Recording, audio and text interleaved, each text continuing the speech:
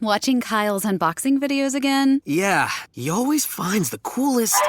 No way! A robot dog? Gotta ask where he got it. Or use your Samsung Galaxy S24 Ultra. Just draw a circle around the dog on your screen, and it shows you where to buy it right in the app. Whoa, I just learned a new trick. And that for once, I beat Kyle to the next big thing. Circle it, find it with the new Galaxy S24 Ultra and circle the search with Google. Get yours now at Samsung.com. Internet connection required. Results may vary based on visuals. A fabulous free kick from Leighton Baines.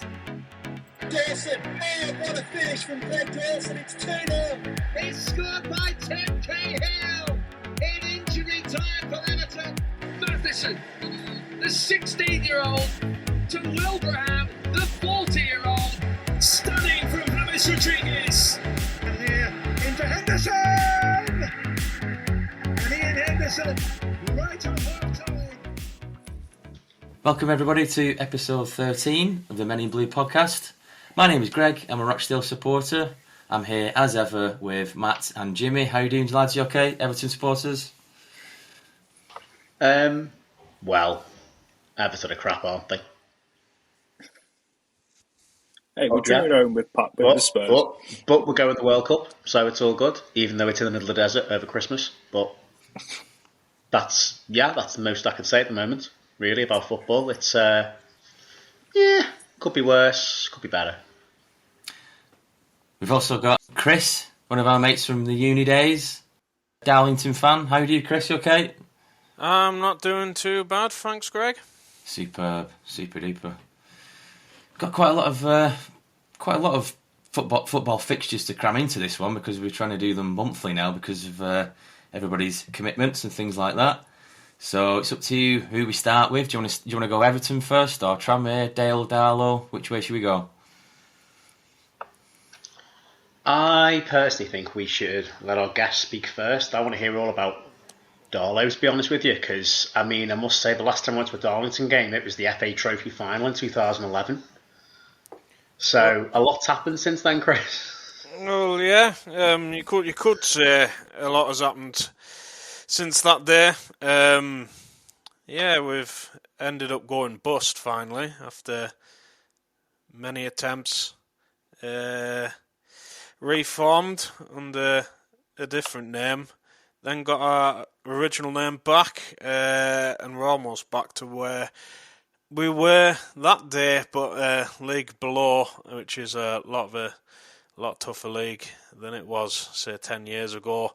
A lot of big teams down in the National League North now, and a lot of teams with a lot of money. So yeah, it's difficult. It's difficult for teams to claw their way back now. You only have to look at, well, York and Kidderminster and Hereford, teams like them who have ended up in this division and haven't managed to get themselves back yet. It's a strange one.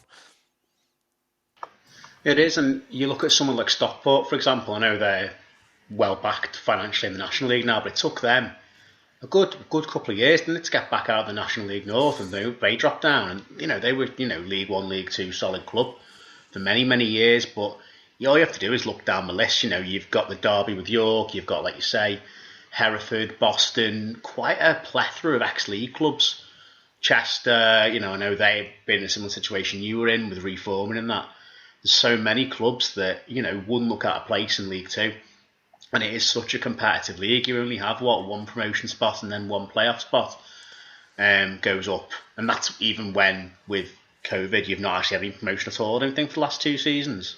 So that must have been really challenging, kind of being stuck in this 6th division limbo for the last few seasons. Yeah, it's been weird because it's just the same teams are up there again. It feels like they've been there forever, but it is because no one's gone up. So you got like Brackley, who aren't a well-backed club, but they always seem to do well. They're always there in the top 2. They're always every season. But this year we've got Fylde to contend with, and everyone knows about Fylde, and everyone knows what goes on there. If you don't, there's plenty on the internet. They're not a nice club. They're not very well liked, and it's just people trying to compete with them. It's impossible. You can't.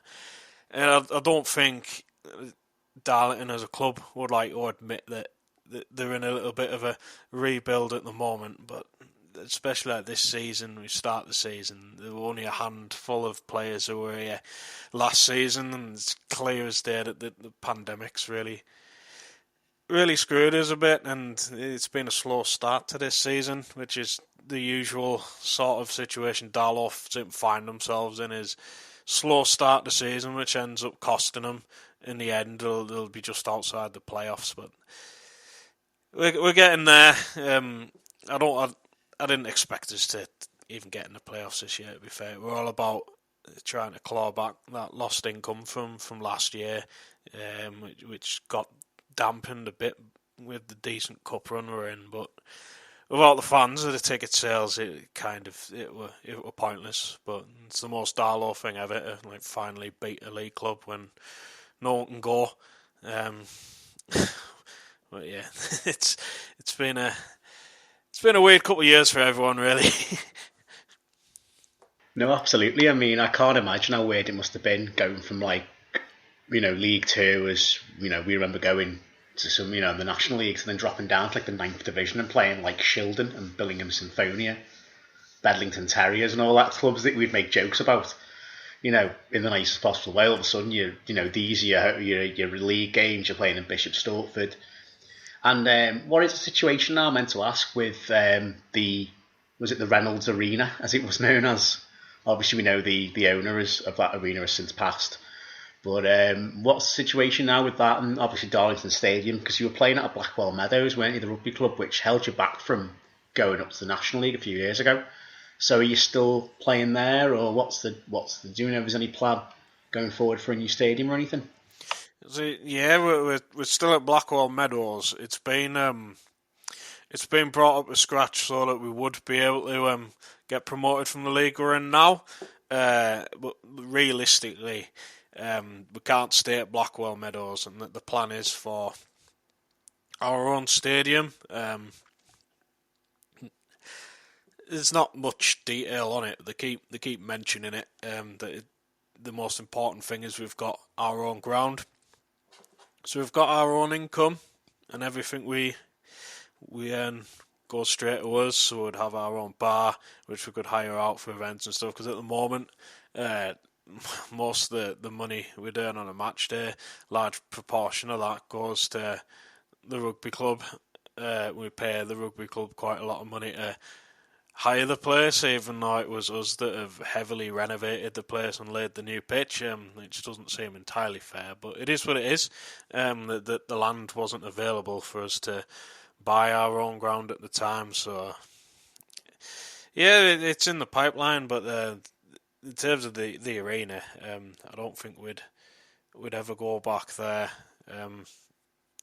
It's too many bad memories, and again, it would just be renting. It wouldn't fix the problem, and even if a situation came up where we could buy it, it wouldn't happen. It would just be, a daft idea, really. Just asking for trouble again.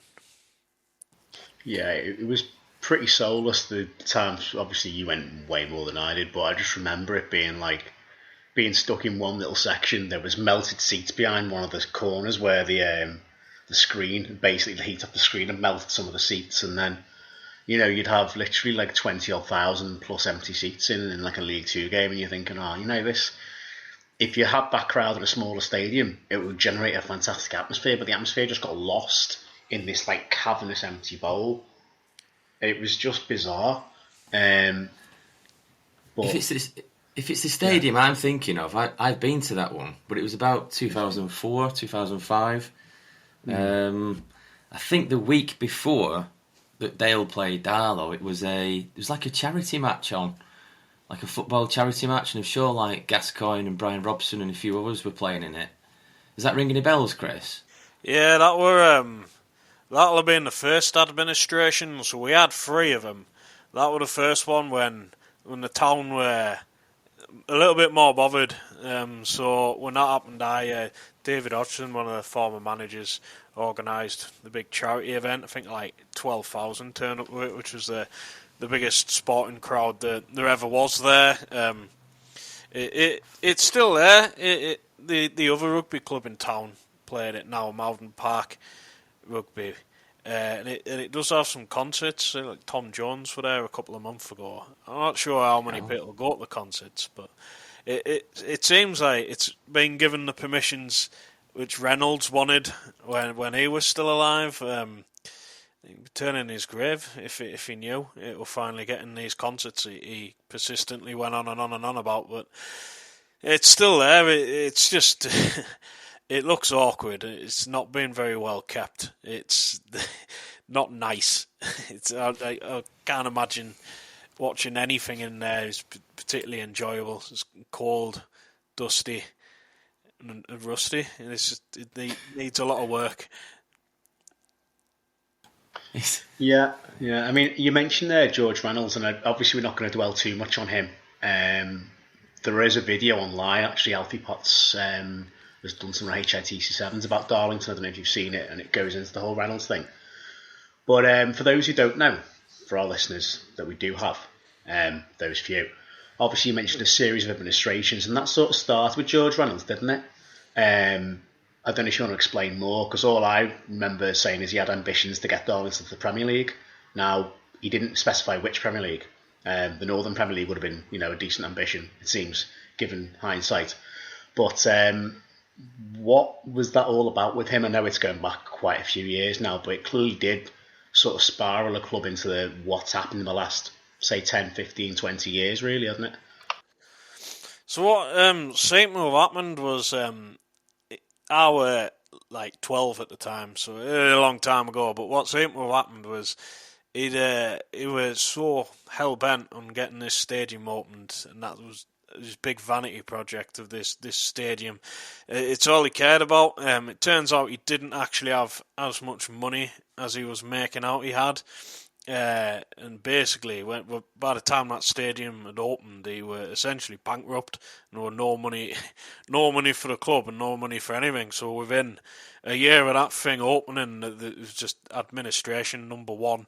And away he went. It was just, I remember that first season in that stadium, and it absolutely, the weird stuff which happened, like the terrible quality on the pitch wasn't the whole story. There were weird things where Reynolds' advisors were trying to haul out David Hodgson, and people weren't happy with that, and fans were getting banned for speaking out against Reynolds, and it were just ridiculous. It were an absolute circus, and yeah, it didn't help. And obviously after that, the club could never find its feet again, and the stadium seemed to be the catalyst for it all. There were another two owners which came in and couldn't do anything about it, and we can point fingers and blame them, but in hindsight, there weren't a lot they could do about it.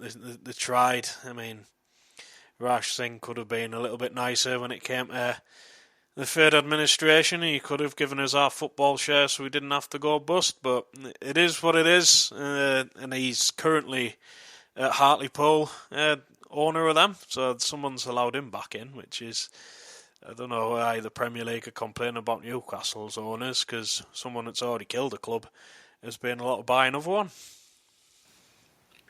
I was going to ask that in a strange sense with the Newcastle thing, because is it tough to hear them say things like they've had 10 years of struggle, in inverted commas, when they've been, albeit, okay, they got relegated, twice in 12, 11 years, whatever it was, and you do think, yeah, that's not really struggling compared to what we have been through. Is it a bit tough to hear that? So, it is, but a lot of the Newcastle fans, I know, they aren't as behind this takeover as you would think. A lot of them were just happy to be watching Newcastle week in, week out, the same way that I'm just happy to be watching Darlo.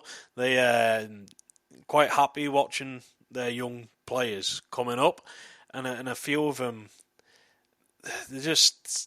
they aren't, like, I would have thought they would be all ecstatic and excited, but it seems to have divided their fans a little bit, whereas some of them weren't happy with the way Steve Bruce was treated. I mean, they've gone and got rid of him, and in all honesty, they've probably got them a manager in now who's probably going to get them finishing in the exact same spot Bruce would have got them finishing in. It is annoying to hear him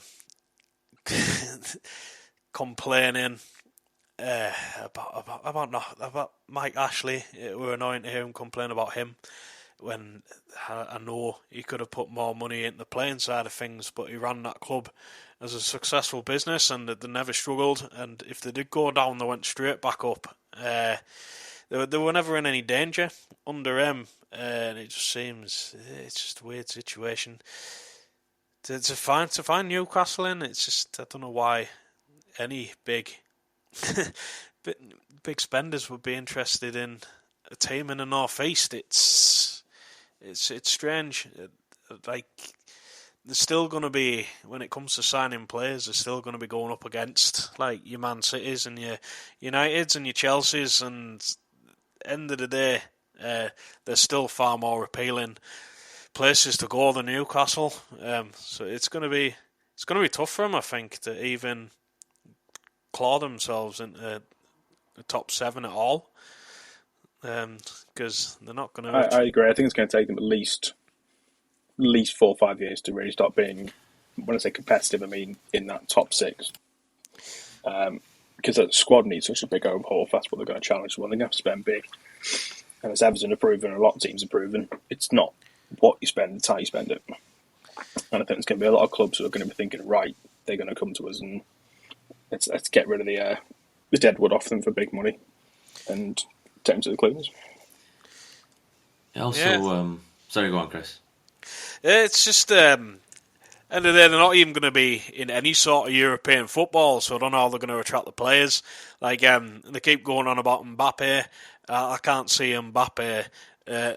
I can't see it. Mbappe in the Metro Centre, just like, He loves brown ale. He loves brown ale. He loves the brown ale. Same with attracting a big manager. He's 2 up, 2 downs in Jarrow. Yeah, they're not going to get a big manager in either, because who are going to get, like, even like managers in Champions League positions at the moment have already turned them down, and it's just going to be a problem for them. They're not going to be out there. Because unlike Chelsea got took over, they were already a decent team. They just sent them into an even better team, and we saw how long it took City to start doing things. Like, we went to European games with one of our friends at uni, and they were just in the minnows of the Europa League for ages, playing crappy teams from Denmark and stuff. It took them ages, and they still haven't won a Champions League, and it's been, 11 years now, and they still haven't got there. Yeah, it's going to be very, very difficult. It's something we ran about a few episodes ago. There can only be one winner of these competitions. Like, there's only one winner of the Premier League. There's one FA Cup winner. There's one Champions League. Everyone's going to miss out apart from the winner. So it's only...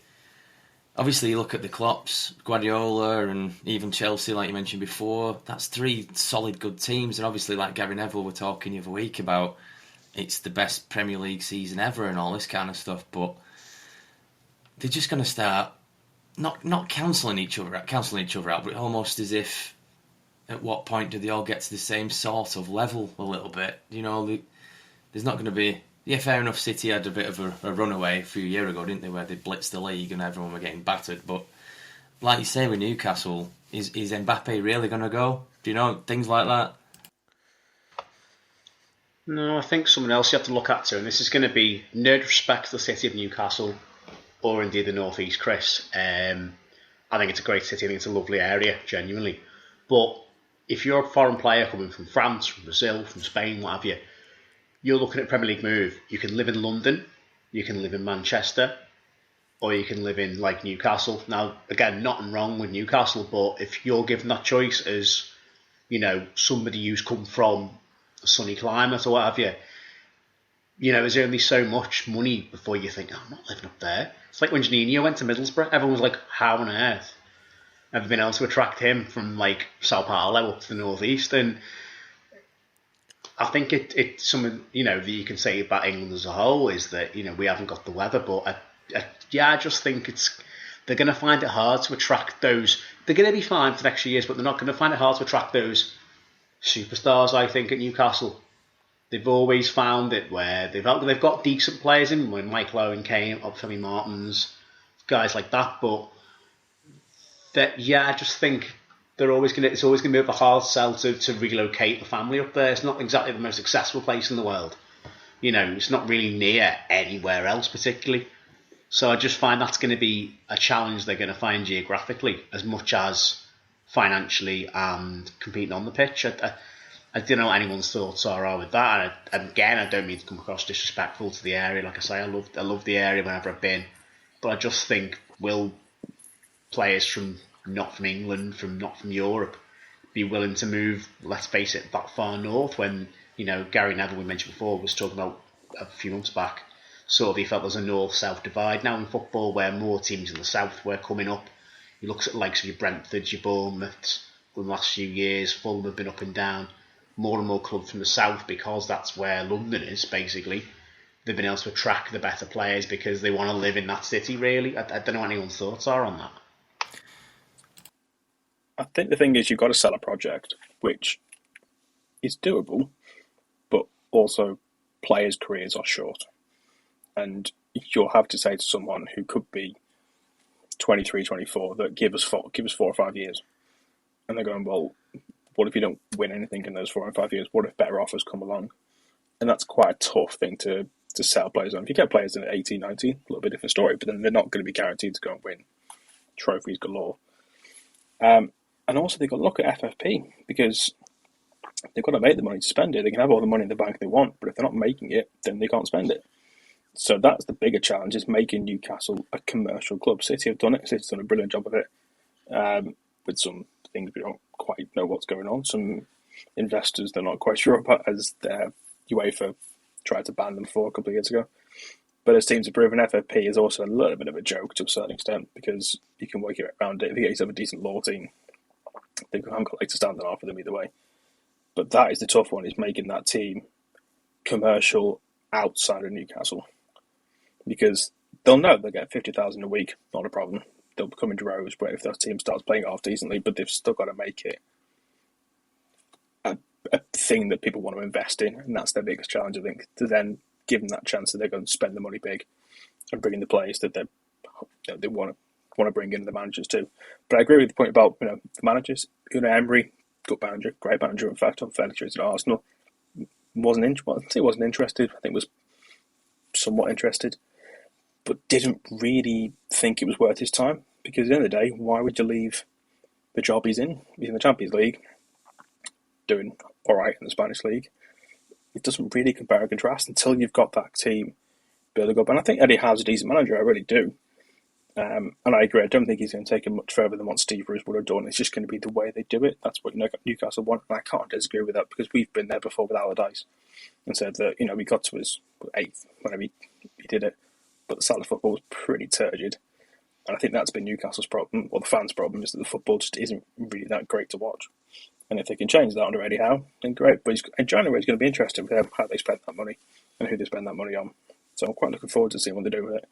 If you look at everyone's new football manager saves this year, everyone's taking Newcastle because you get £200 million to spend, and seeing what you can do with it. And I've yet to do it, but it's going to be I think I might try in the next couple of weeks and just seeing how I spend the money and who I spend the money on.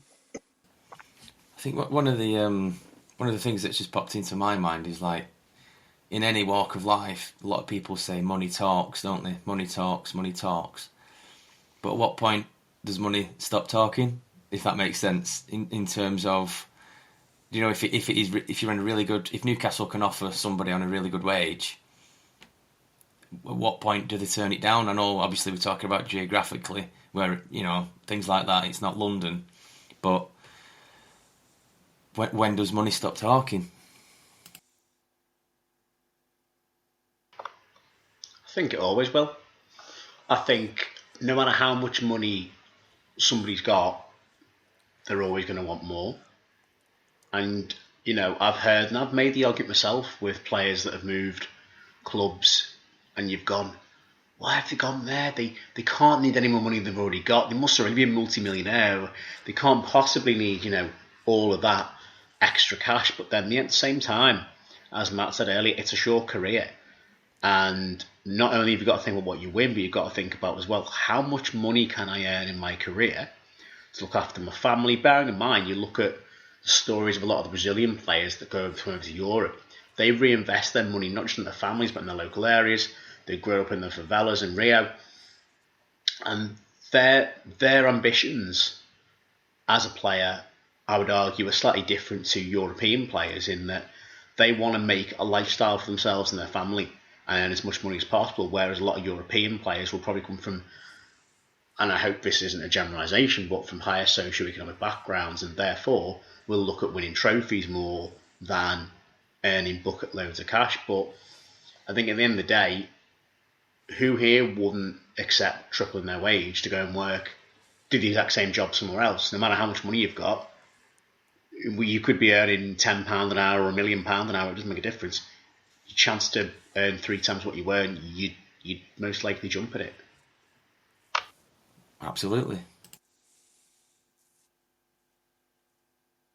But it's like, you do consider it, you would consider it. So if like my job, if someone said, here's treble what you're on, where is it? It's on the arse. Not Newcastle, I'm on about somewhere else completely, like say, you have to Plymouth. You know, you have to consider it, you have to look at it. And then a bit like what you were saying before, Jim, about how much money do footballers need and things like that, but you look at the fairly high-profile players that have gone to America. I know, fair enough, that's a different thing altogether, but did what was the team that Rooney ended up going to in the States? DC United. DC, right. I mean, I don't really know if that's got great weather or anything fantastically. It's Washington DC. It's the Eastern Seaboard, really. So not massively. It's just a bit south of New York and Philadelphia and all that. So it's not bad, but it's not great. No, it's not like LA or Vegas or anything. That's what I was trying to get my head around. Yeah, jumping all over, all around. Even I'm just looking at the league with Darlington at the moment, and obviously we're talking about established teams from years ago, things like that.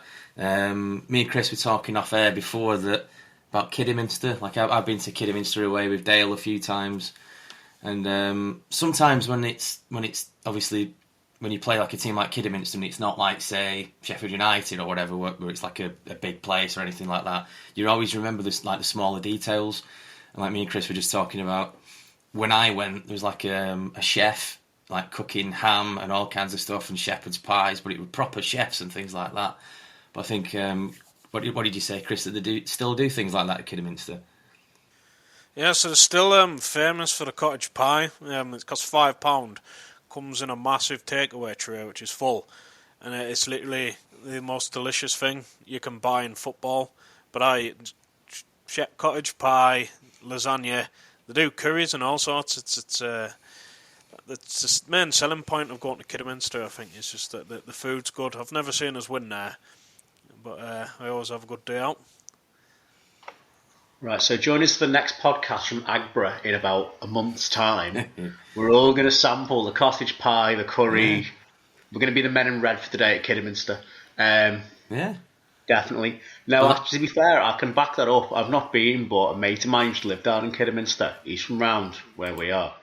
But he said there's all kinds. The food there is remarkable. It is really, really good. Even better than Rochdale's pies. That's what I've heard. Oh, mine! I was a crap. I wouldn't put them on anything, to be honest. Are they better than Everton's roll? Didn't you win Pie of the Year like 11 years ago or something? Then we did something like that, and we had it on our shirt, like on the sleeve, like a little you stitch. actually had a pie on your shirt. No, it was. Is this a Partridge reference? He's got football pie all over his shirt. No. So it was like 2005 or something like that. We got Pie of the Year award or something like that. But there was some sort of pun on our like sleeve that it said "Dale till I die," but because it was in like a scribbly writing, it looked like "Dale till I pie." So ironically, that was the year that we won Pie of the Year as well. Started to crowbar that into the podcast. Here's one for you then. Best place you've been to. We can plug a few eateries if you wish. Best place you've been to, home or away, for a bit of matchday scram. Ooh, does it have to be in the stadium or No, on it the can be away outside. day? It can be outside the stadium. It could be any ground, or obviously, it can be in the ground as well. I mean, Kidderminster's in the top three for me. Of all, I've been to bloody 50 odd stadiums, and Kiddy's in the top three. Absolutely. I mean, I've got an answer, but you're not going to like where it was. Don't tell So me. it was the Emirates. You went all corporate to the Emirates, didn't you, once? Oh, yeah. Proper prom sandwich brigade. But my God, the food was amazing. I think we lost 1-0. Long story short, a friend of mine, his dad worked for, I think it was Barclays Bank. He might still do, no idea. But part of that, because they obviously, at that point, they sponsored the league, he got tickets to, you could choose a game each season. I think, or at the Emirates, I should say, they got a box at the Emirates. And he said, right, I want no other games. I want the Everton game, and that's it. And then he had 3 tickets. And so it was normally him and his brother and him and his 2 sons would go. But his oldest son couldn't go. So I got offered a ticket. And yeah, I met Don King, as in the boxing promoter. Jesus. Because he happened to just be there. And yeah, the food was exceptionally good. But the only issue was you couldn't wear any shirt. There's no football shirt. You couldn't show any colours. So if we had scored, probably a good chance we might have got kicked out. Because they were very sort of, it's all very hospitality-esque and that kind of stuff. So I'd say if you ever get a chance, do it once. Once is enough. See, I'll just quickly crowbar this one in, but on the Rochdale AFC podcast, the Dale lads, they've got their own, and they were talking about exec boxes and things like that. But I've only ever done it once. I've only ever been in I know it's completely different. You're on about Arsenal, but I've only ever been in the exec box at Rochdale once, and it didn't feel right. It was sort of like a divide. I felt like I was, I don't know. I felt like I shouldn't have. It's hard to describe, but I couldn't make any sort of not impact on the game or anything. But I enjoyed it. But there's nothing I can do. Like if I were to shout, they can't hear me. You feel separated. You feel separated from the crowd itself because, well, in essence, you are, because you're obviously not in the normal area they are. But because the people you sat around, you don't know what you can shout or get away with because you don't know the crowd that you're sat around. Whereas if you're sat in, if it's an Everton away end, you can say what you want on the Everton away end. No one's going to really question you for it. And the same for the home end too. Whereas I think you're always sort of in that mentality of, I don't want to say something's going to get me side eyes, put it that way. Is it like a different etiquette then, basically? It's got to be, hasn't it? Yeah, I'd say so.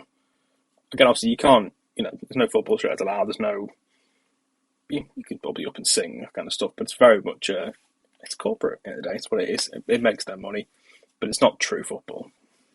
It's not like, I'm not saying true football is go to the game and get a pie and whatever else, but you don't feel quite as connected to the game as you would do when you sat in the hospitality.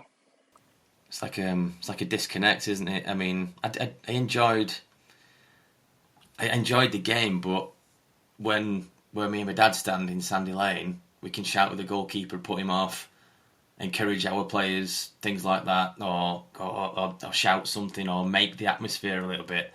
But I probably wouldn't go back to the exec box. I know it sounds a bit daft, that, but I've only ever done it once, and I don't think it's for me. I think I'd do it if it was a game. If I got a ticket to a game that I wasn't fussed about. If it was, an England game or happened to be a cup final that my team wasn't involved in. If it was a game where I just wanted to go for the experience, or not even football, if it was cricket or American football or rugby or whatever else, where you can't just go for the event of doing it, then I'd do it then. But I wouldn't go back for an Everton game now. It felt weird. It felt wrong. To be fair, aren't cricket crowds mostly like that anyway? Pretty much. It's not far off. It's a good day out, a test match. It's a great day out, apart from when it rains. You don't watch any sport. You just drink beer and make a beer snake out the cups. That's not spectating a sport. You just end up with sunburn and a bad hangover. Maybe that's a sport within itself. They go for tea half through the game. It's not a sport. I mean, I go and watch Hayward Cricket Club. That's like,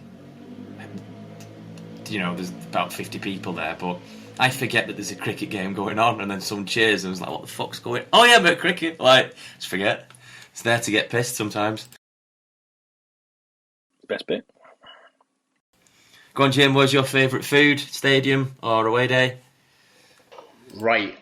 Well, two fairly boring suggestions, really, I must admit. But the first one, Matt will remember this. I don't think this is there anymore. Is getting chips from the Tropicana in Liverpool. It was the dodgiest little cafe on the way back from Goodison.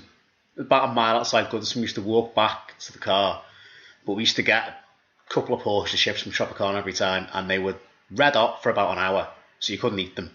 You'd burn your mouth off until you got home, but they were so delightful.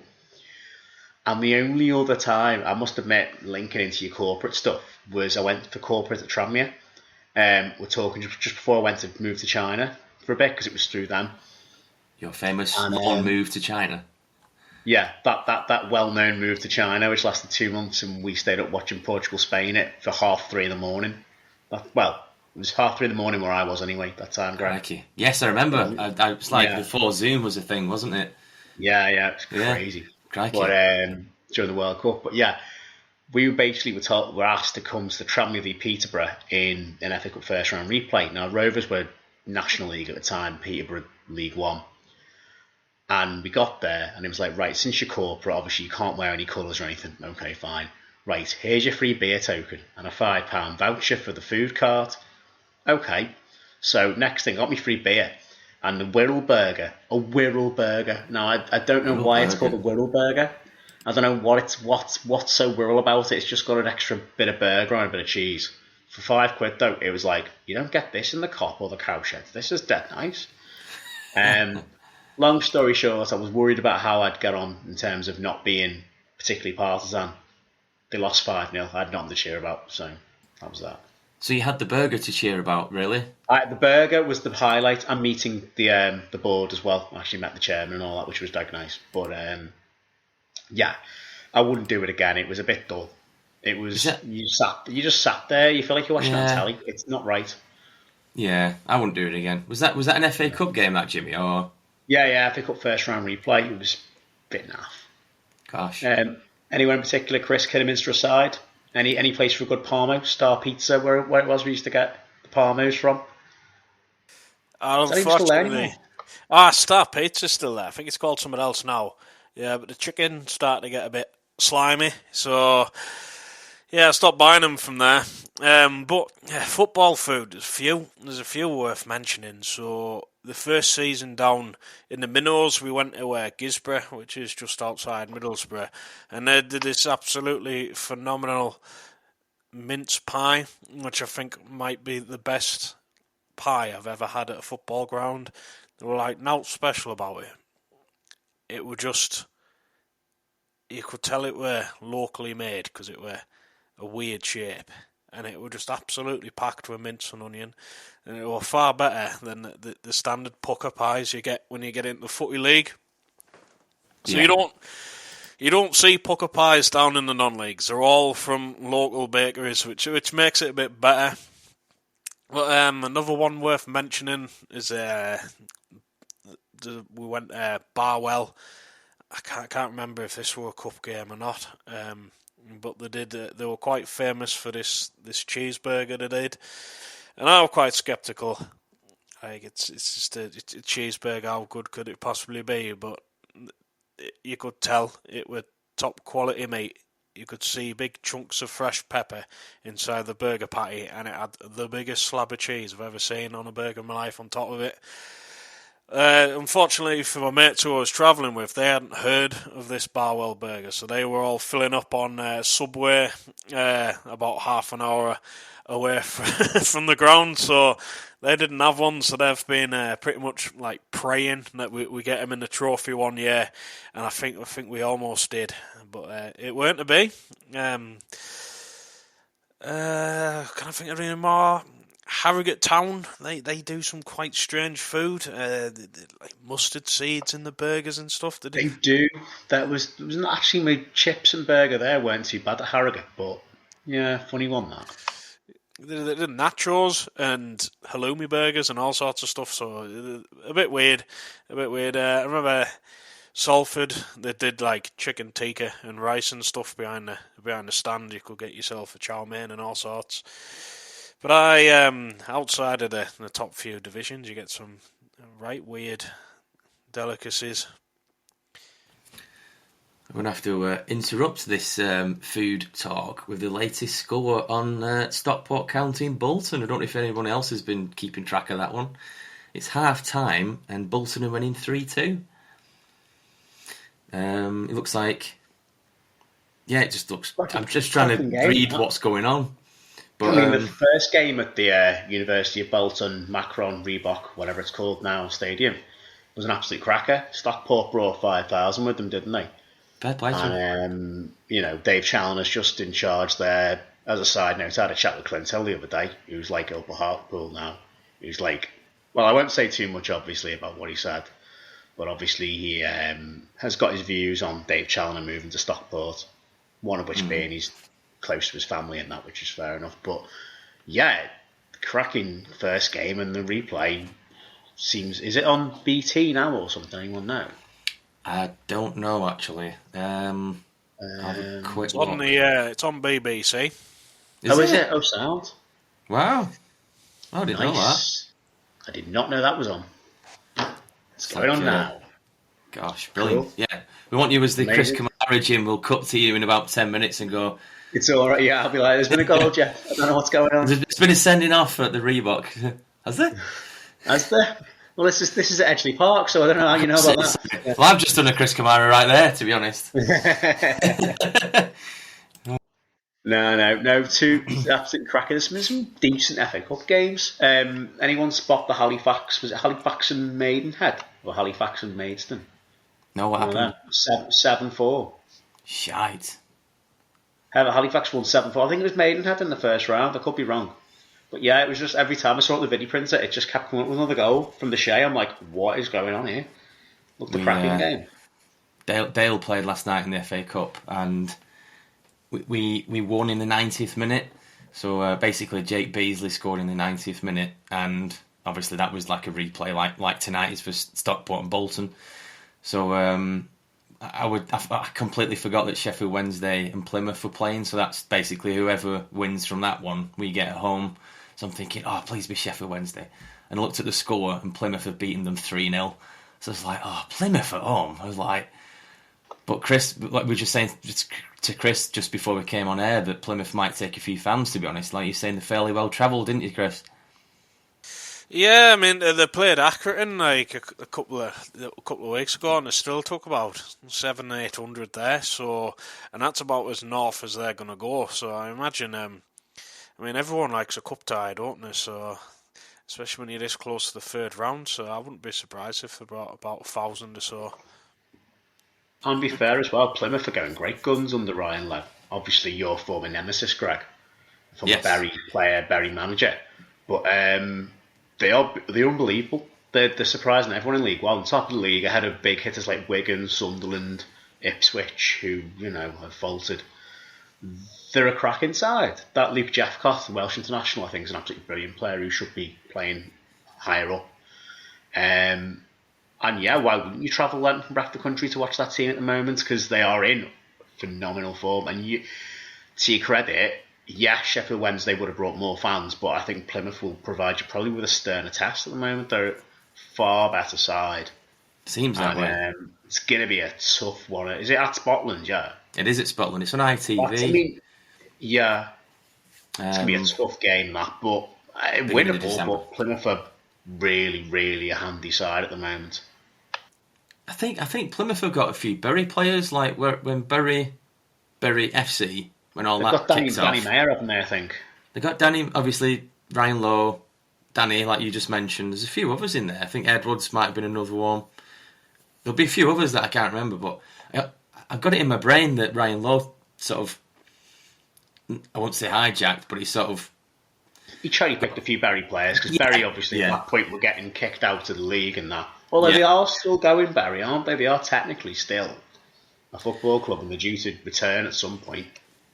I mean, I don't really know what the ins and outs are. That's for another episode. Yeah. Hopefully, we're going to get some Bury fans on, and they can because one of my friends, Lee Murphy, were on about. He's a Bury fan, and he said it's not what it seems. All of this, it's he said if Bury need to be fully resurrected, they need 5 million. to buy out the previous debts and things like that, and to set up different things and the stadium and such a thing. And he said, when you accumulate all of that, it's going to be at least 5 million. Then he said it's not going to happen. Basically, it's how it is in the media at the minute, in the paper or whatever you want to call it. It's not quite as rosy as they're sort of writing it to be, if you will, or in a column. Yeah, it did sound bad a couple of years ago when they were first on the way up from League Two to League One, but also going bust. I remember, again, another name drop shamelessly. I was chatting with Joe Murphy, who said he was the keeper at the time. He's now at Tranmere. Who said the club basically need to raise at that point 2 million inside 2 weeks. And I'm thinking, how does a League One, League Two club raise £2 million in 2 weeks to clear all its debts and stuff and pay its players? So I did wonder when it was like, oh yeah, the club's still going, we're just going to buy back Gig Lane and all this. I thought, well, where's that money coming from? Because that's a lot to invest. It takes a lot, as you all know, Chris, to invest in a club beyond National League North level. It takes so much to invest in a football league club. So, I wish them all the best, of course, but that's going to be tough to resurrect, really. It is. And I don't know why the papers are so misleading with this information. I don't know how it got so much traction. Maybe because to some Bury fans, it becomes a little bit like white noise. It's just sort of like, I text them about it, and they go, "Oh yeah, it's just another thing. It's just another thing," and it becomes just in the background, just like it's happening, but nothing groundbreaking on. We're not moving rocks with it, really. That's the sort of terminology in terms of it's just white noise. And you think, crikey, I'd hate to bloody be in that position when things are on BBC website about Bury, but there's nothing to it. There's no, what's the word? There's no real anything to it, We're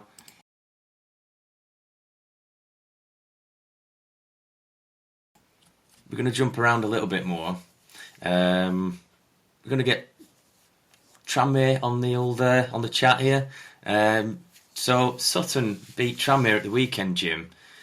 What's your take on that? Obviously, Sutton fairly new to the division.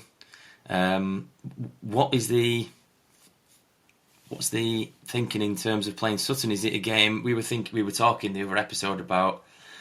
Well established League Two ready type of teams that come up from the conference. And they're doing fairly well, aren't they, Sutton? I know they're definitely in the top half. They don't look like they're struggling. What's your thoughts on the Tranmere-Sutton game? A few weeks ago, I'd have thought Sutton at home win. Rovers were going well, they were beating teams, they were finally scoring goals, not conceding. And Sutton admittedly started quite poorly the first 8 so games of the season. National League champions last season, which obviously is a hell of an achievement, especially for a club that wasn't really tipped to do much in the National League when they won it. But I have to say credit to Sutton. They have turned it round. They found their feet in this league, rather like the likes of Barrow and Harrogate did last year. They've slowly but surely grown into the league, and I maintain the gap between League Two and the National League is not that great. There should be a 3 up, 3 down system now, but obviously the Football League will never vote for that because that's like the turkeys voting for Christmas. Because let's face it, there's one extra team going to go down. But again, I think there's something not clicking with Rovers at the moment. I think it's a lack of goals. They've just got Elliot Neverton on a new contract, which he's promising. He's just come from Warrington Rylands, but I don't think he's scored that many. He's a big lad, he works hard, but I'm not seeing it really at the moment. I hope it proved me wrong, but jury's still out from my point of view. Nicky Maynard, he scores in the EFL Trophy, but he doesn't really do much in the league. Young lad Gladstone from Liverpool, they're just not doing much. They're lacking goals. Tranmere, and to be fair, it's one of those where teams know now if they come to Prenton Park, shut up shop, are able to defend well and then nick a goal. And Sutton could have been good for 2 or 3, really. Rovers were quite poor from what I've seen and what I heard. I didn't go to the game, but seen a few highlights and social media and that. It's one of those where if you get a goal against Tranmere, you can stop them from scoring. Considering how tight the defence was, I think we conceded 4 goals in the first 10 games of the season or something crazy. Had the best defensive record in the Football League.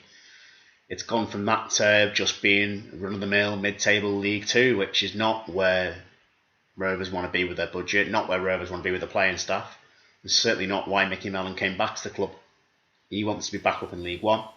He wants to right the perceived wrongs of the demotion during COVID, which, is gone now, let's be fair. It's happened, and we've proved over the last 2 years that not good enough to come back yet. Hopefully things turn around. You've seen it with the likes of Bolton. As we mentioned in last season, they were down in the bottom 7, I think, of League Two around Christmas time. Ian Everett's insistent they were the best team in League Two. Everyone laughed at him, and then they went on this massive run, came third, and then Thogden and Thogdad were having a great time on YouTube. That smells like promotion, or tastes like promotion, whatever he said. Thogdad. Thogdad. Anyway, so that's a reference that most people won't get. But it can be done. Teams can turn it round. That's the beauty, if you will, as we've said about this on this podcast a few times, of League Two, is that it's so tight. I mean, the best teams in the league don't necessarily run away with it every year. I mean, sometimes they do, but there's not a lot of gap between being a top side and being a real mid-table-y kind of team in the division, because the quality is much more spread out, I think, than any of the other divisions above it. So, I mean, it remains to see for both Rovers and Rochdale in that league, and a whole, if you will, a whole wedge, a whole loaf, or as not the EFL podcast like to call it, a whole seeded batch of teams. See how they get on really post-Christmas. Hopefully it clicks, but I think Sutton have come up and surprised me. I didn't think they'd do particularly well. They look a very sort of run-of-the-mill National League team, even though they won the league last year, but they've got some good hard-working players, and that's what you need in this division, is not necessarily big superstars like Callum McManaman, who's played in Australia and played in the Premier League and won the FA Cup. You need solid pros that are going to do you a job week in, week out. So fair play to them, they've done really well. It needs to click again for Rovers soon, though, because it's gone very stale very quickly with the recent run of form. There's something, obviously, there's like an expectation from some Dale fans that we should be doing better and things like that, should be doing better. And a few Dale fans say that the quality in League Two is a bit crap, and therefore, because the quality is a bit crap, that we should be doing well. But my argument to that is that I always say, do you think we have a top 4 squad? And they say no. And I say, well, why do you think we should be caning everybody every week if we don't have a top 4 squad? So at the moment we're quite average. I mean, obviously we've done quite well in terms of unbeaten in the last 5. I think we've won 2, drew 3 in somewhat order. But obviously there's a certain expectation. But I don't know if Tranmere have got that from obviously when they came down from League One. What's the expectation to jump back up? Because there seems to be one with Dale fans at the moment where we're like, oh, we should be beating them. And it's like, well, not really. Like, I don't know where it comes from with our lot in terms of we don't really have a great squad. We have good players, fair enough, but we're not a top 3 squad. I don't know if that Tranmere have got any of that with their fans, or if you think that, Jim. Yeah, there's definitely a sense of injustice still amongst supporters with the way it all went down, because technically Rovers weren't relegated over 46 games, but also there's a large section of the country would say to us, look, get over it, it's done. Somebody had to go down as a result of it. You went down by 0.04 points, on average, whatever. It was just the way it was. Somebody was always going to miss out. If it wasn't us, it would have been AFC Wimbledon, and it would have been a very different story. It's how it is. I do think the quality of League Two is not great. And you can say, yeah, League Two is a bit crap, but then, to be fair, if you're not crap, you're not going to be in League Two, you're going to be above that. Let's face it, you're in League Two, by and large, because your team is a little bit crap. Even the teams that have come up from the National League, they're good sides to that level, but in the grand scheme of things, looking at the bigger spectrum of it from League One, Championship and so on, yeah, it's a bit direct, it can be a bit crap. I think the expectation very much of both Rovers and Rochdale is to get back into League One, but it's tempered with the fact that so many clubs now, Forest Green being a prime example, Harrogate, Salford, these clubs that have come up from the National League have got expectations to do similar as well, which we've spoken about at length in previous pods, the nouveau riche sort of former non-league clubs that have broken into the Football League and all of that. Yeah, it's such a tough one. You've got a mixture of, like I say, a dumping ground of former League One clubs that aren't quite good enough, and National League clubs that have got aspirations to be like the next Fleetwood or one of them, really, next Burton. Got a quick question for Chris, actually, with some of these teams that in League Two. Obviously, Forest Green are in there, Harrogate, Newport, Sutton United, Salford. Does it surprise you that there's so many of them that are doing so well in League Two? Because there's quite a large chunk of those that are in the top half of League Two. Does it surprise you that they've come up from the conference over the past few years? Does that surprise you in any way? It doesn't surprise me at all, really. I'm used to Harrogate. We played them a couple of seasons back, and they're always a good footballing side. They also they know what they're doing. They're not overspending. They're buying the players they need. Similar with Salford. Not surprised at all to see them doing all right. They've kind of hit a wall now, but they don't look in any danger of really coming back down. I think it's very hard to get out of non-league now with the amount of big clubs you've got in there. So it usually takes them a good 3 or 4 seasons to build that team to finally get themselves out. That I do think that any side in the top half of the National League probably has a pretty good chance of doing okay in League Two. It's just where we're at in the terms of the size of some of the clubs, which are finding themselves down there now. Obviously, you mentioned Salford City. Well, I did. Sorry, Salford City. There was a bit of a rivalry, weren't there, with Darlington and Salford for the past few years, if you will. Is that something that's still sort of? It never really goes away, does it? A rivalry. So do you look at Salford and go, oh bloody hell, I hope they don't do any good. I hope they don't do well or anything like that. Oh yeah. There's always there's still going to be a sour taste in the mouth when it comes to Salford. It weren't a particularly nice rivalry we had with them. There were events where they minimised the number of fans we could have go to the away game there, so much so that I think we got given 50 tickets, and then there was under 500 at the game.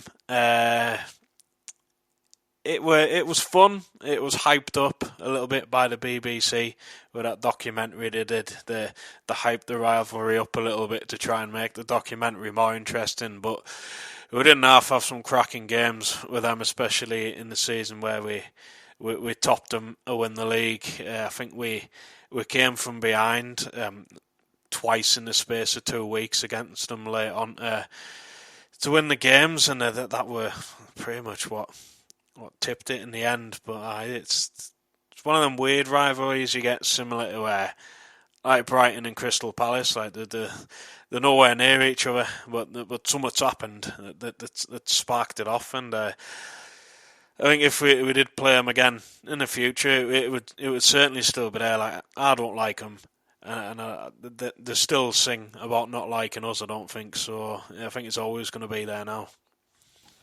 What's the you mentioned 50 tickets. What was the thinking behind that, or was that deliberate? Was that to make Darlington look like they weren't taking a lot of away fans? Was anything behind that, do you think? So the first season, well, it weren't the first season we played them, like the first season after the money came in for them, we were head to head, us and them. There were a game late on in the season where it was essentially whoever won were probably gonna go on to win the league and go up. We took about 1,500 down there, and there were a bit of bother and a little bit of damage done to the ground. And since that had happened, they were a little bit. Well, they used it against us basically to try and minimise the amount of fans we could take at the game. It didn't work in their favour because they lost the game 4-3 from being 3-1 up, so it didn't really help them, but it certainly wasn't nice, and I was one of the people that couldn't get a ticket, and it weren't very nice to have to miss out on what has ended up being such a memorable game for the club, because it were one of the turning point in that season. I think that's all it takes, isn't it? Sometimes you can play a game with any team, like you're on about, they're not necessarily close to each other, really, Salford and Darlington geographically. But that's all it takes, isn't it? One game, and you can get a bit of a bitter taste in your mouth from the next, and then you want to beat them the next time, things like that. It's like, I've got a few with Rochdale, but they're nowhere near Rochdale, if you will. Like, I don't particularly like playing Hull. Every time we play Hull, it just... I can't remember what the old stadium was. It Bootham, not Bootham Crescent. That's York. What was the Boothbury Park? That's the one. It was an absolute shithole. I don't know if anyone else has ever been to it, but the fans were absolutely awful when we played them about 2005. I don't know if you experienced that. Yeah, I thought you might have done. Yeah, we're at the last game at Boothbury Park. We won 1-0. It was Simon Betts with a goal, and it was a weird day because it weren't like it were towards the end of the season either. It was like mid-season they moved out of there, so it weren't like a big game, but it was. It was kind of, we won the game. We just left quietly, and I just shoved in a little corner, and they all invaded the pitch to celebrate this 1-0 defeat, and it were a weird day. But I always never liked going to Hull. It's just not a particularly nice place, and the fans are a bit weird. They've always been a bit weird. I thought they were a bit strange. They were like, there was a bit of a fence sort of dividing the away fans and the home fans from leaving the stadium. I don't know if you recall that, but I think we must have either scored late or we won, and they were trying to kick off with us through this fence, and it was just absolutely ridiculous. But have you ever been to the newish? I said new stadium, but have you been to the KC, Chris? Yeah, I've been to the KC.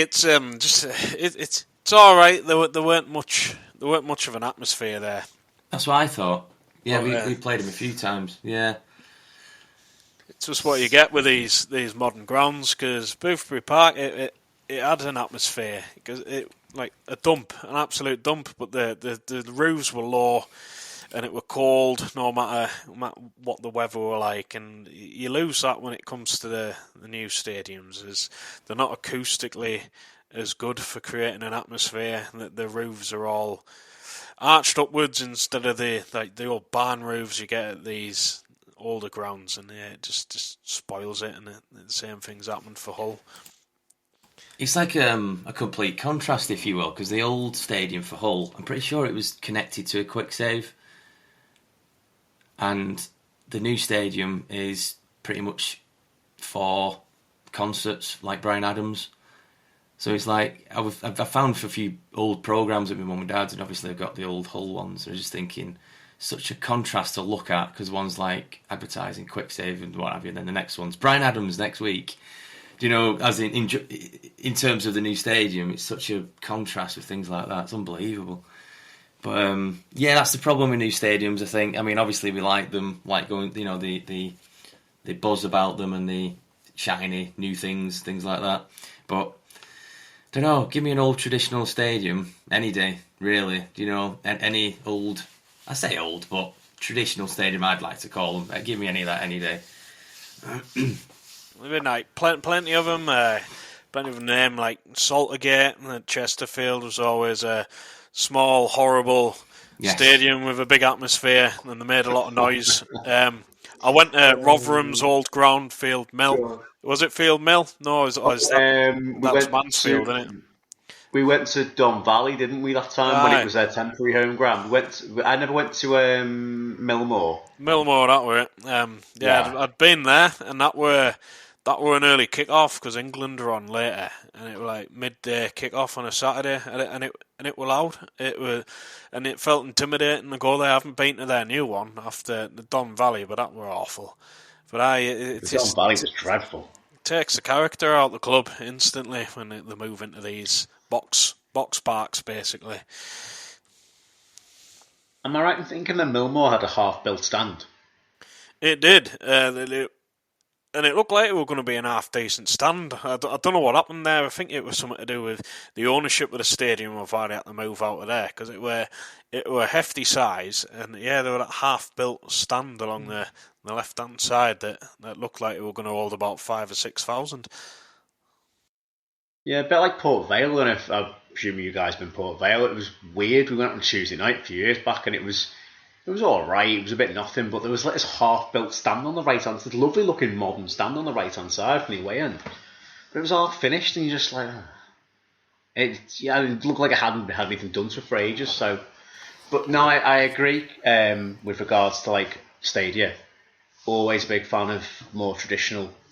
Old, obviously, I haven't been to Goodison Park umpteen times. You don't get much more older traditional and little bit of a dump than that. Admittedly, it'll be a shame when we leave, but yeah, some of the modern grounds don't have that same character, that same acoustic, and they look all very pleasant, but they do lack something.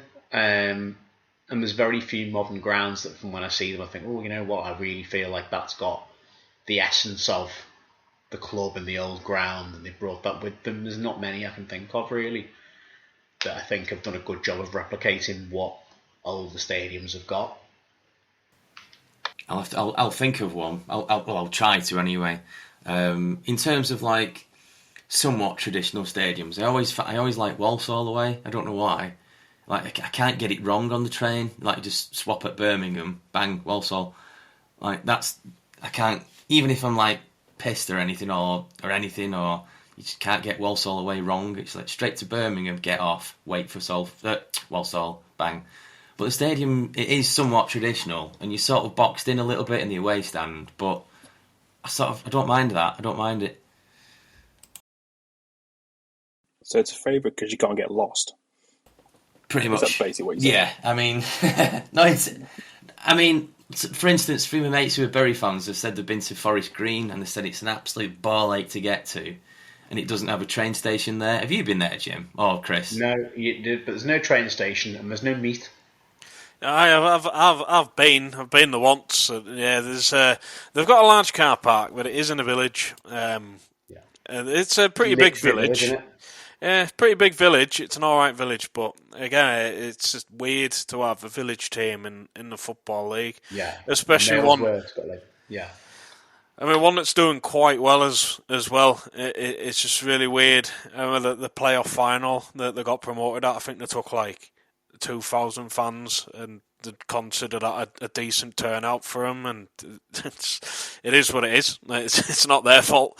But I can't even imagine it would be quite cool to live in a village that has a half decent non-league football team. Never mind like a really good Football League team. So it's a fair play for them. Yeah, it is a hell of an achievement to come from a village of 3,000 people. You know, which is like, I can't even imagine how small that is, and to have a team top in the league too. But yeah, their attendance at the 2017 playoff final there was more stewards there than Forest Green fans, to be honest. From what I didn't go myself, but from what people said and from looking on television, it was like Boreham Wood the next year. He brought one man and his dogs to the away end. It made me laugh though the other day with the FA Cup, and that Forest Green, first of all, them losing to St Albans was hilarious, because I can't stand one of those, talking about rivalries with teams that are miles apart, Tranmere and Forest Green, from their ding-dongs in National League and League 2. Cannot stand them. But also because St Albans is probably umpteen times bigger than Nailsworth. So this club from like the National League South, you know, obviously they're 2 divisions below, but in terms of the actual towns they're from or villages they're from, St Albans is a much bigger place. So it did make me laugh, this little village club turning up as like the big boys. That must be so weird. But no, I mean, fair play. If they go up. But personally, I hope they don't. I've just thought of a stadium that we said that's fairly modern. What I'm pretty sure Chris has been. I know me and Jimmy have. Huddersfield is fairly modern, isn't it? Is that is it modern? Is that a good atmosphere, would you say? 1994, I think it was built. We've been, Chris. We went for Huddersfield Hartlepool that time with our Liechtenstein flag. Always a good atmosphere at Huddersfield, but I don't think it's that modern. I think it's right. Okay. I this can't evening. remember him. I can't remember him not being there. So I can't. What would it? I don't even know what the old ground were It's called. post Taylor report, definitely. Post Hillsborough. I'm going to Google it. Well, I think it's early 90s, 94, I think. Could be wrong. But yeah, a decent atmosphere, depending on the game and where they set up the singing section. I've always found it's a decent crowd. Would have loved to have gone to a Premier League game when they were in the Premier League because it's sold out every week. But yeah, not bad access to get to the stadium as well. Big car park, bit of a cinema next door. Speaking of not saying new ground stuff, what's everyone's thoughts on the safe standing testing? Can we call it? That's coming in. I'd say I'm all for it. I think, yeah, as long as it's safe. We don't want any issues with. Well, it's in the name, Greg. Safe standing, yeah. But it's strange coming from my sort of perspective of this because Rochdale, the stand that I'm in, Sandy Lane, doesn't have any seats in it, and it's like I've been going in there like say on and off for 30 years or whatever, but more so the last 15 or whatever like that. But I prefer standing up, and obviously the conversation comes up with safe standing in like Old Trafford and things like that. And it's sort of, I feel like people are trying to catch up on something. It's not catching up, obviously, but it's sort of, I've been used to that for a while, and I'm sure Chris and Jimmy have been to other stadiums. I'm obviously Matt but from two other stadiums where it's been a thing for a while.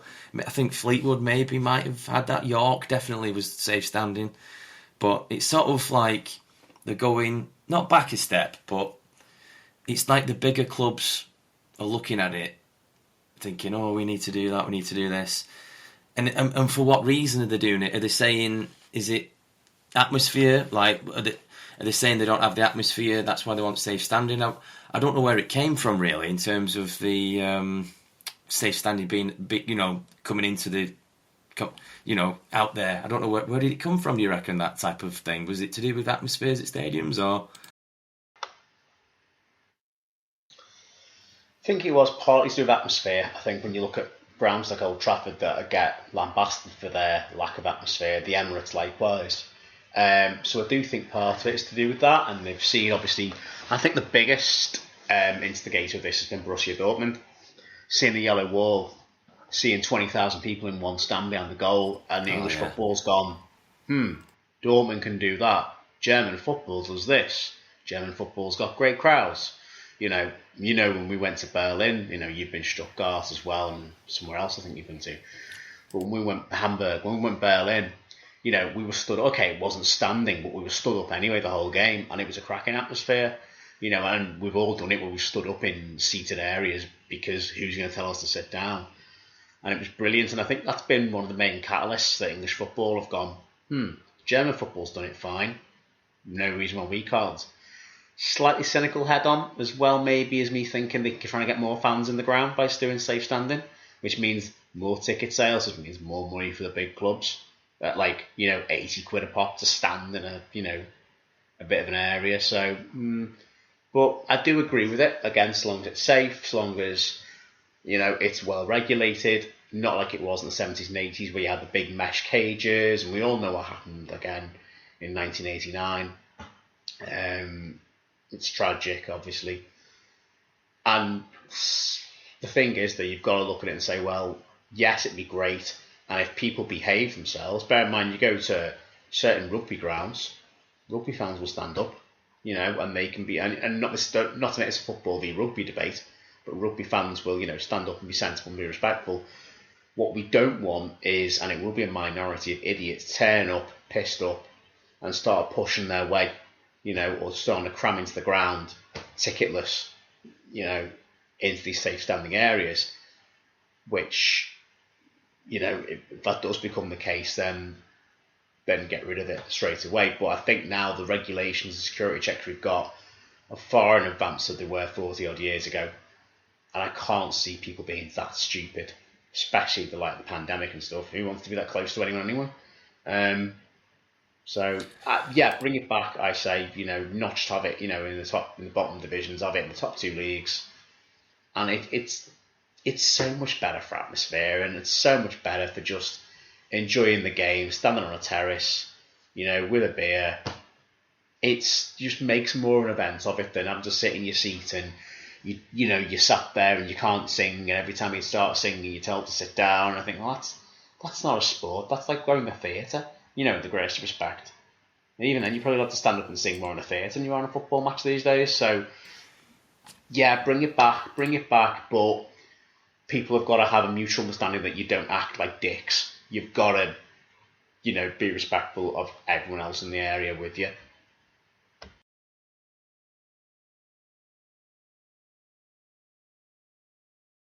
You're on mute, Greg. Oh, sorry, I've just unmuted myself. Is there a particular team that's spearheading this? Is there any that might have it before any other team? Is there anybody at the front of it, if you will, top flight? Not that I'm aware of. It's United, Arsenal, Spurs, I want to say, are in there as well. There's 6 clubs who are put up for it. Let's have a quick look. Is it Chelsea, Liverpool and Arsenal as well, by any chance? I mean, it can be done. They can't have their Super Leagues, they have the Safe Standing League instead.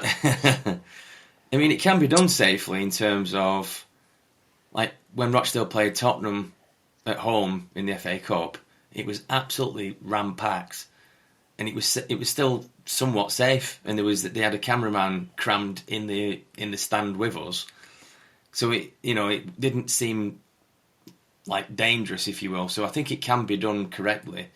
But like Jimmy said, I think it's another way of getting more fans in. That's what I think it is. It's got to be, So there's 5 clubs. It's the two, Man City, Man United, Tottenham, Chelsea, and Cardiff. Cardiff. They're the 5 clubs. Hang on. They're the 5. Man United, Man City, Tottenham, Chelsea, Cardiff. Are they just? Is there a seat shortage somewhere else in Wales? Is that they have to sell them? What? Is Vincent Tan just suddenly like? I mean, fair play, but I was not expecting. With all due respect to Cardiff, I was not expecting Cardiff to be in that list. Maybe they went either. No, I mean, I thought you were going to say like West Ham or something, but Cardiff jumps in there. Yeah, they're the 5 teams that have been approved. So apparently Liverpool are doing something similar at the moment already. I can imagine Liverpool pulling it off. I know obviously Everton don't like Liverpool, but I can see them abiding by all of that in terms of Champions League night, standing up with the flags and stuff. They'll do it with the cop, definitely. That's what I was. Yeah. They'll do it with the cop. I would maintain Everton should do it with the Lower Gladys, but there's no point with the new stadium on the horizon now. Taking all the It's already planned for the new stadium. Putting barriers in. And if I was United, I'd do it with Lower Stratford End. You'd pick just one area behind one of the goals for doing it. I think that's the idea. Yeah. I mean, talking about atmospheres, it's like having a discussion with one of my mates about atmospheres. Like, are football atmospheres a bit of a myth sometimes? Like, obviously, Matt ran about the Emirates before. Was that an absolute rocking experience, Matt, in terms of bouncing, or was it how it? Not really. No, it wasn't a great game, I'll be honest. But I mean, the Emirates. It's always the issue with the new stadiums is that you're going to get a bit of a soulless bowl. I think Everton have done some good work to make the ground not look as copy and paste as a lot of other teams. I think Spurs have done an excellent job with that with their South Stand. I forgot the name of that stand. I think it is an exceptional stadium. The issue now is a football stadium just isn't enough. It has to be multi-purpose. Spurs have been very clever getting the NFL involved. City have built on that stadium since they got it. Was it 2005, 2006? Remember that they got it? And I think the clubs that can't move to a new ground and have to build on what they've got are struggling with it. I think United, it's very limited what more they could do with that ground. They can build up to a certain extent, but they can't really build. It's set as it is. I'm hoping the Everton ground does go well. I'm hoping they make it so it does bring football first, and it looks like it. It looks like you're close to the pitch, which is what everyone wants. No one wants to be sat like West Ham fans 6 miles away from your team. And then again, West Ham are changing the stadium to accommodate football better. So everyone's, I think, starting to understand that you need to get the atmosphere better first. And if safe standing is the way to go, I agree with it. Again, as long as it's done in a regulated manner, and if everyone kind of goes along and gets involved with it in the proper way, then I agree it should be taken forward. I don't disagree with what happened, obviously, 30 odd years ago to make the changes happen. But I think we've reached a point now where we can change things and adapt them for the better for everyone involved. But the commercial side comes into it, but I think it's a mixture of commercial and maybe getting atmosphere back to what fans would like it to be. And that's one way of doing it, I suppose. But yeah, let's wait and see. What would you rather do, Chris, with Darlington? If it's an away game for Darlo, would you rather sit down or stand up in an away section? I honestly can't remember the last time I sat down at a football game, to be honest. Like, I'd always prefer to stand up. It just feels more natural. Sitting down, it's not right. But I also have the point of it seems a lot more dangerous to have everyone stand up at the exact same time than it does to have everyone already stood up. I always thought that was a bit of a strange one. That's a good point, actually. Because these are going to be... To only stand up when there's been a goal. Like, how many times have you been in the crowd, there's been like a late winner for your team, and you sat down, and then everyone leaps up in unison.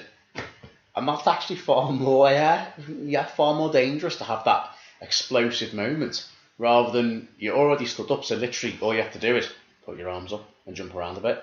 It's a strange one, but yeah, entirely agree, standing up all the way. And with regards to atmosphere, I think the lower down the pyramid you go, the better the atmosphere, because you haven't got the tourists, you haven't got the day trippers, you haven't got the happy clappers the same, that have just come for a day trip, that have just come to buy all the merchandise in the club shop, all the Liverpool gear. Well, sorry, I didn't mean that particular club. Honest, no.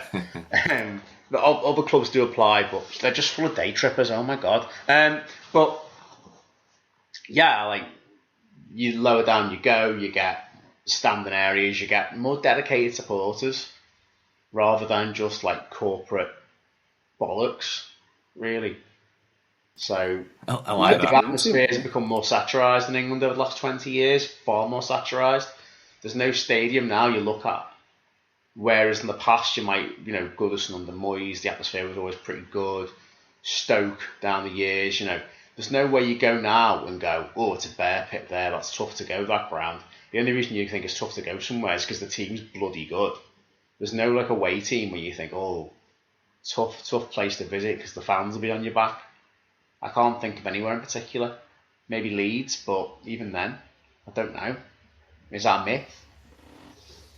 I mean, we've spoke about Leeds and Ellen Road before, but I think it would have been, obviously when they went up, if they'd have had fans in, I think that would have been intimidating. The first, when they went up, I think that might have been a bit of a difference. Like, if Leeds United are playing Man United first home game of the season, I think that's going to be intimidating. But I can see what you mean by that. It's all by the by, isn't it, sometimes?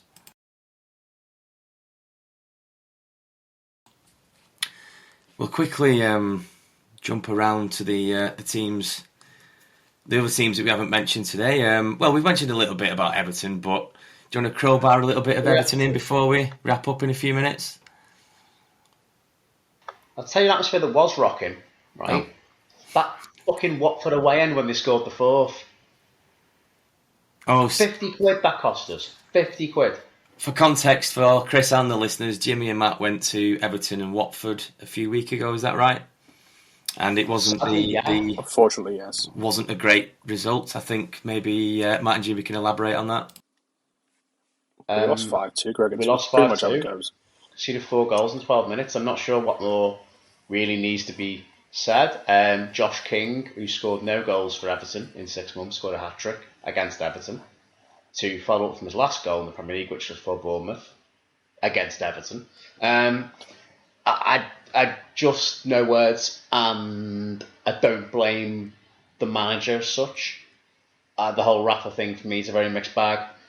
I personally blame some of the absolute awful players, which is how we've ended up in the FFP mess, because we've spunked a whole pile of money on players that are not good enough.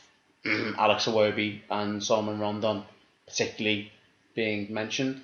But truthfully, I think the squad's been poor most of the season. Lucas Dean's not been the same, most of the season. Ben Godfrey, as much as I like him, he's still recovering from COVID. He's not been the same. Michael Keane was an absolute disaster class that day. He was abysmal. Not that he's ever wonderful. And I just think, with a few, you can say injuries, but at the same time, the whole point of having a squad is that you can cope with those injuries and that you can have like-for-like replacements. If you don't have that squad depth at any level, then what are you using your resources on? Because you can't just have a decent first 11 that doesn't always turn up, and then when you get a couple of injuries, because it's going to happen, have players come in that are, let's be frank, subpar.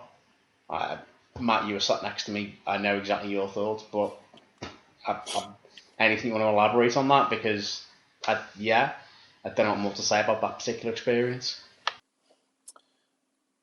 When most of the home end is laughing at Solomon Rondon's attempt to win the football, it's probably not going to go too well. It was just, the Spurs game was a bit of a return. I can't say return to form because it was 0-0, but we looked better going forward. Spurs didn't look great, and this weekend's going to be a game of how many City can score past us in 90 minutes more than will they. I'm saying at least 4. That's going to be on Sunday afternoon. It's going to be an absolute mauling. I think it can be summed up by that meme I retweeted the other day of the FIFA Ultimate Team player inboxes his opponent, goes, "Oh lad, you're clearly the better player than me. Why don't you just pass it around the back second half so I can have some toast?" That'll be Rafa to Guardiola at half time. Just I'm going for a scran, lad, just knock it on the back and just don't do anything while I'm gone. Because they're going to absolutely pummel us. And that is, you don't like that mentality, but they're so on it and we're just not at all. The most recent tweet I've had a few minutes ago that pretty much sums up being Everton this season is I put, "Looking forward to season 2 of Squid Game when they all have to be Everton supporters for a season and none of them make it." That pretty much sums up being an Everton supporter. That's brilliant. Yeah, bloody hell. End on that note. To pull this back to an earlier point, yes, we are moaning Premier League supporters. We are bemoaning a lack of success over 25 years, but at the same time, a la Newcastle, in fact, better than Newcastle, we haven't had it that bad. We know that. We know that top half Premier League finishes, most clubs would kill for that, don't get me wrong. And we've got a club as well. And what, sorry? And we've got a club to support as well. Yeah, and we've got a club to support. We absolutely respect that and appreciate that. But one, it wouldn't be a very good podcast if every week or every month we came on saying, well, we've got a club to support. It wouldn't go on very long. And secondly, when you've spent £45 million on name redacted and £30 million on Alex Iwobi, and you're still seeing your team go backwards, that is a point. It is all relative, I agree. But you're like, well, look at what other clubs around us, the likes of Leicester, have recruited well. West Ham with their manager, that I don't know, what's he ever done before West Ham, like their manager, he's come out of nowhere. And other clubs that, of similar or smaller size, I'd argue overall, that have recruited really well on smaller budgets, and you just think, well, it can be done. If the ambition's there and the recruitment's right, and you've got a good holistic approach at the club, it absolutely can be done. Ooh, Stockport just equalised, by the way. But it is, like I say, yes, we're a Premier League club. Yes, we have a club support. Yes, we don't know we're born compared to the plight of a lot of supporters up and down the country. But can we moan about Alex Iwobi being terrible, even though we spent £30 million on him? Yeah, we absolutely can, because that's the expectation. When you spend that money on a player, you expect them to perform, basically. I've just had a text off. It's all kicking off on WhatsApp with the Stockport game. One of my mates, Mark Crossley, not the goalkeeper Mark Crossley, but he works with the BBC, Mark Crossley said, great cup tie this. And then my mate Nick Bolton have been absolutely... Wretched, I think is what he They've means. been horrible, basically, they've been crap. The phone's on an angle. Sorry, there it is. Yep, you're quite right. So yeah, that sounds like one hell of a cup tie over there. 3-3, bloody hell. There's grown men crying in the crowd at a 3-3 draw. That's saying something. One of my mates that works a Stockport fan, I'm going to have to make sure... He probably won't be going in the morning if that's going to... I don't think he's going in the morning to win. It's all the way to penalties now, I think, this, so it's a hell of a game. My word. Obviously, been bouncing around all podcasts. We've just got a few more minutes and then we'll wrap it up. But what's your expectations for Darlington going to the rest of the season? What would you take, do you reckon? I'd take a mid-table finish now. Like I said earlier, it's the club won't admit it, but it's a bit of a rebuild year. I think finishing in mid-table, maybe make a little bit of money off Luke Charman, who's scoring for fun before he got a shoulder injury. I think he's got like 8 goals in 11 games. So get a little bit of money for him and then build for next season, really. There's too many new players this year for us to have expected to do anything else. Almost a similar situation with Dale in terms of we've got a lot of new players, different circumstances, new board, new manager, new players. We can't really get it all clicking that quick, so I'm the same with Dale. I'd probably take where we are at the minute. I think we're 13th for the minute, but 13th, I'd take that, to be honest, and then just build for next year, because I think there's that much newness to everything in terms of new players, new partnerships with up front, new manager, new assistant manager, new everything. It's just, I'm not really expecting it to click straight away. You know, I'd be happy if we could get the top half, I'd be really, I'd be happy with that. But I'd probably take 13th, to be honest. Just like Chris is saying with Darlington, I'd probably just take that and just build next season. Dale are doing all right so far. I'd say the past 5 games, I think we've won 2, drew 3 in somewhat of an order. There's quite a lot of Dale fans that are like getting a bit not frustrated, but sort of don't have any patience sometimes. So you see a lot of things on Facebook and Twitter, but I think you're going to get that with a lot of fans that are always like, oh, we've conceded again, and things like that. But I think we're doing all right. To say everything's fairly new and the situation that we had pre-season and somebody nearly bought us and tried to run us in the ground and we blocked it. There's only, you can't expect to be like flying away with the division and things like that. But I'm going next week. Me and Mum and Dad are going to the Dale game. Next Saturday we're playing Exeter at home. That'll be a tricky game, but I haven't really got any gripes. I know, fair enough, it could be better, but it could be a hell of a lot worse, things like that. So I'd take 13th for Dale. Had a lot of late goals recently. I think we drew with Leyton Orient at the weekend, where one of our lads scored right at the death. And then last night, obviously, we scored right at the death as well, so it seems to be a regular occurrence. And I think it was Sutton Utd at home. We scored at the death in the 95th minute as well. So we're turning into that team that sort of starts well in the first 5 minutes, sort of plateaus out, and then the last 5 minutes switch you back on again. So don't really know where that's coming from even. But as long as not getting battered every week, I'm happy to just sort of build, get the partnerships clicking and players, the young lads clicking, and then next season try and see what we can do. Is there anything else you lads want to crowbar in before we finish? It is all about perspective, Greg. Obviously, those Rochdale fans complaining about conceding again. Just be glad they're not San Marino fans. Well, that's something. Because you can imagine the meltdown they'd have. I implore everyone to go and check out Matt. I was reading this to Matt the other night, to check out San Marino's competitive record in European Championship and World Qualifiers. It is chef's kiss, beautiful.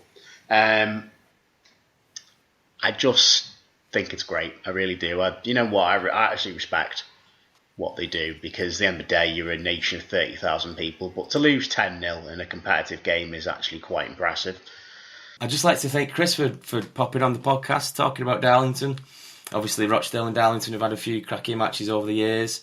things like that. We'll love to have you on again in a few months' time, Chris, or maybe next year or whenever, really. So thanks for popping on, Chris. No problem, it's been a pleasure. Thanks, Jimmy and Matt, as well.